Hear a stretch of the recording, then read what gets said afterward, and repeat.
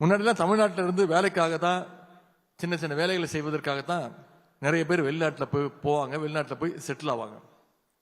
ஆனா இன்னைக்கு தமிழ்நாட்டில் இருந்து நீங்க இன்ஜினியர்ஸா, டாக்டர்ஸா, ரிசர்ச்சர்ஸா, ஆராய்ச்சியாளர்களா இன்னைக்கு பலர் வெளிநாடுகளுக்கு சென்றிருக்கிறீங்க, போய் செட்டில் ஆயிருக்கிறீங்க. தொழிலாளிகளா போன காலத்துல குடும்பத்தை இங்க விட்டுட்டு தனியா போய் அங்க இருப்பீங்க. இப்ப குடும்பத்தையும் கூட்டிட்டு போய் அங்கே தங்குற அளவுக்கு பெரிய வேலைகள்ல இன்னைக்கு போய் அங்க போய் செட்டில் ஆகுறீங்க. இந்த வளர்ச்சி என்பது தானாக நடந்த ஒரு வளர்ச்சி அல்ல. இந்த முன்னேற்றத்துக்கு பெயர் தான் நம்முடைய திராவிட மாடல். இப்படி குடும்பத்தோடு வெளிநாட்டில் வசிக்கும் பொழுதுதான் தமிழ்நாட்டிலிருந்து இன்னும் அதிகமான எதிர்பார்ப்புகள் நமக்குள்ள உருவாகும்.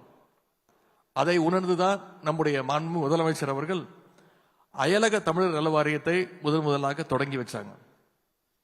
இதுல இன்னைக்கு சுமார் 32,000 பேர் உறுப்பினர்களாக இருக்கிறீங்க.